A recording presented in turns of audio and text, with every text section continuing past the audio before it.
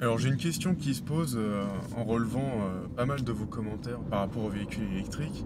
C'est finalement pourquoi j'ai pas acheté une Tesla. Une Tesla Model 3, hein, disons, en version SR+. Parce que c'est vrai qu'au moment où j'ai changé de voiture et où j'ai pris livraison de ma Twingo, Tesla venait de baisser le prix de la Model 3 à autonomie standard plus à un seuil qui permettait d'obtenir le bonus maximum de 7 000 € à l'époque. Et ça faisait revenir la voiture autour de 36 000 et quelques euros en achat comptant. Avec des offres leasing aussi qui existaient autour de 300 € par mois en fonction de l'apport demandé par Tesla. Alors c'est vrai que finalement, avec une baisse de prix aussi significative, la Tesla Model 3 devenait encore plus intéressante en tant que produit. Et c'est vrai que le crédit à la consommation étant tellement pas cher qu'il en est quasiment gratuit cette année, que on pouvait se poser la question finalement pourquoi pas mettre plus d'argent et partir sur une Tesla qui allait me mettre finalement assez tranquille lors des grands trajets. Il y a plusieurs raisons pourquoi j'ai pas pris la Tesla. La première d'entre elles, c'est que tout simplement c'est pas une voiture qui correspond à mon usage. C'est une voiture qui est assez encombrante, qui braque pas super bien, qui n'est pas spécialement facile à garer en ville et qui correspond pas à l'usage que j'ai principalement de ma voiture. Moi, ma voiture, je l'utilise essentiellement pour aller au boulot lorsque je prends pas mon vélo, c'est-à-dire quand il pleut, et pour faire un peu de route en Auvergne-Rhône-Alpes. Et quand il s'agissait de la Mini, je faisais assez rarement dans l'année des trajets de plus de 300 ou 400 km. Quand j'ai choisi ma nouvelle voiture, je voulais vraiment la choisir par rapport à l'usage que j'en avais le plus fréquemment, pas par rapport à l'usage que j'en avais une ou deux fois dans l'année. Donc ça, c'est le premier point.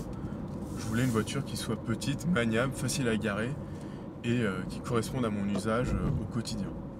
Un deuxième point, c'est au niveau praticité.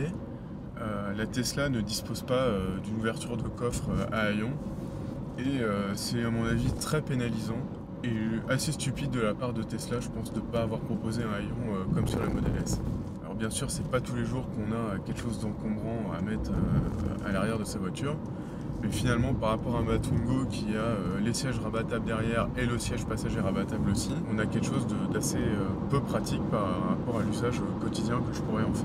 Et enfin, le troisième point qui fait que j'ai pas spécialement été intéressé par la Tesla, c'est le mobilier intérieur.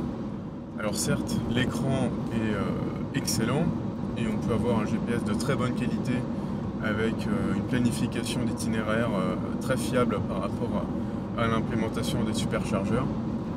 Mais le reste de l'habitacle est très lisse. Il ne se passe pas grand chose. Le design est très minimaliste. Et c'est une volonté de la part de Tesla puisqu'ils souhaitaient vraiment avoir quelque chose le plus facile possible à fabriquer et à industrialiser.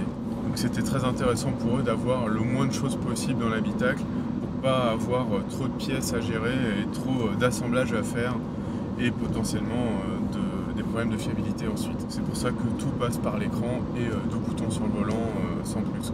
Or moi ce que j'aime dans l'automobile c'est vraiment être derrière le volant, avoir un habitacle qui soit ergonomique le plus possible et aussi le plus joli possible à regarder. Et c'est ce qui me plaisait naturellement dans la Mini et c'est ce qui me plaît aussi dans la Twingo où on a finalement un habitacle assez jovial avec des couleurs contrastées qui me plaisent pas mal. Bon, ceci dit, ça veut absolument pas dire que j'achèterai pas de Tesla un jour. Je pense que l'avance qu'ils ont par rapport à l'efficience et aux réseaux de superchargeurs est très importante par rapport à la concurrence.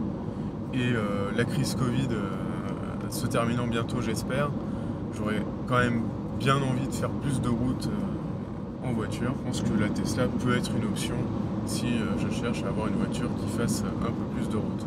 Alors par rapport à cette réflexion, la question que je souhaite vous poser, c'est en fonction de si vous avez ou si vous n'avez pas de Tesla, est-ce que la Model 3 SR+, donc celle qui a le plus de bonus et qui est la moins chère, convenait à vos besoins au quotidien, ou est-ce que plutôt vous avez dû finalement renoncer à un certain côté pratique que vous aimiez sur votre ancienne voiture pour pouvoir passer chez Tesla? Dites-moi tout ça en commentaire, je serais ravi d'en débattre avec vous comme d'habitude. N'hésitez pas aussi à aller voir ma vidéo où je vous explique pourquoi je n'ai pas pris la Volkswagen ID3, alors que par rapport à la Tesla, elle coche pas mal de cases concernant mon usage. C'est une voiture qui est plus compacte, qui est plus facile à garer, qui a un haillon et qui braque beaucoup mieux. Donc n'hésitez pas à aller commenter cette vidéo aussi. Et ben, en attendant de vous retrouver, ben, je vous souhaite une bonne route et je vous dis à bientôt.